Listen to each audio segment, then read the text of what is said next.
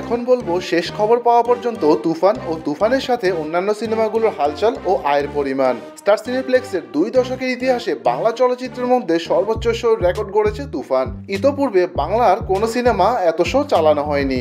এর আগে প্রিয়তমা, পরাণ ও হাওয়া সিনেমাকে ছাড়িয়ে গেছে তুফান। ঈদের দিন স্টার সিনেপ্লেক্সে 22টি শো দিয়ে যাত্রা শুরু করেছিল তুফান। দর্শকদের চাপে শো বাড়তে বাড়তে 50-এর অধিক ছাড়িয়ে গেছে। শো আরও বাড়ার সম্ভাবনা রয়েছে বলে জানিয়েছে সিনে কমপ্লেক্স কর্তৃপক্ষ। ঈদে অন্যান্য সিনেমার শো কমিয়ে কেবল তুফানের শো বাড়ানো হচ্ছে। এই শো কমার কোনো লক্ষণও নেই। স্টার সিনেপ্লেক্সে তুফানের শো বাড়িয়ে 51টি করা হয়েছে। ঢাকার আরেক সিনেপ্লেক্স লায়ন সিনেমা হলে ঈদের দিন 5টি শো চালানো হয়েছিল। দর্শকদের চাপে সেখানেও প্রতিদিন 10টি শো চালানো হচ্ছে।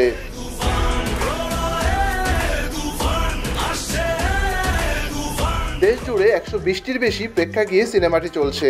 এর মধ্যে ঘটছে একের পর এক মজার কাণ্ড। ময়মনসিংহের ছায়াবাণী সিনেমা হলে দর্শকদের চাপে বাধ্য হয়ে মধ্যরাত 12টা থেকে 3টা পর্যন্ত তুফান সিনেমাটির প্রদর্শন করা লাগছে, যা গত 2 দশকে ছায়াবাণী সিনেমা হলে এমন ঘটনার দেখা মিলেনি।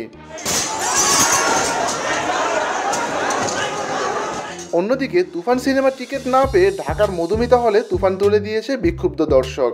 এই সময় হলের পোস্টার, ডিসপ্লে, চেয়ার ও দরজার গ্লাস ভাঙচুর করা হয়। অনেক দর্শকের অভিযোগ, কাউন্টারে নির্ধারিত দামে টিকিট বিক্রি না করে হলের বাইরে অতিরিক্ত দামে অবৈধভাবে টিকিট বিক্রি করা হচ্ছে। আর এই পরিস্থিতি নিয়ন্ত্রণ করে 2 কালোবাজারিকেও আটক করেছে পুলিশ। শুধু মধুমিতা নয়, রাজধানীর শ্যামলী সিনেমা হলে ঘটছে তুফানের কালোবাজারিদের এই বিজনেস। ভাবা যায় তুফানের টিকিট সে আদি কালোবাজারিদের তুলে আনলো। একসময় ডাইনোসরের মতো দেশ থেকে বিলুপ্ত হয়েছিল এই সিন্ডিকেট। তুফানের বদলতে আবারও ফিরে এলো এই টিকিট কালোবাজারিদের এলিয়েনরা। স্যার, একটা কথা কান খুলে শুনে রাখুন, দলবল নিয়ে চলাফেরা করে কুকুর। অন্যদিকে তুফানে উড়ে গেল বুবলি। হ্যাঁ, ঠিকই শুনেছেন, তুফান ঝড়ে স্টার সিনেপ্লেক্স থেকে নামিয়ে ফেলা হচ্ছে বুবলি অভিনীত সিনেমা রিভেঞ্জ।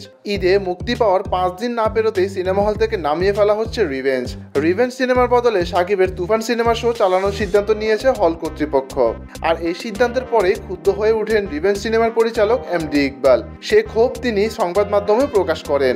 এটা খুব দুঃখজনক ব্যাপার যে আমার ছবি 3 দিন 4 দিন যাবত বসুন্ধরা সিটি সিনেপ্লেক্সে চলতেছে, সেইখানে লেখা আছে কামিং সুন, আসতেছে।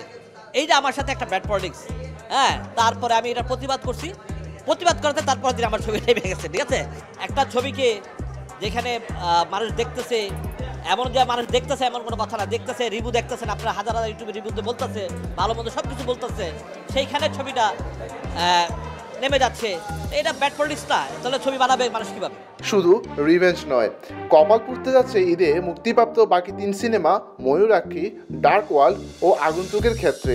আগে যারা তুফানের টিকিট না পেয়ে অন্য সিনেমা দেখে বাড়ি ফিরত, এবার সেটাও বন্ধ করে দিচ্ছে সিনেপ্লেক্সগুলো। মরার উপর খাড়ার গা। একরকম বলা যায় যে সিনেপ্লেক্সের হস্ত করে সমস্ত কাঙালের ধন চুরি। এতটুকু দয়া মায়া না করে বাকি সব সিনেমা নামিয়ে সবাই তুফানের শো বাড়িয়ে দিচ্ছে।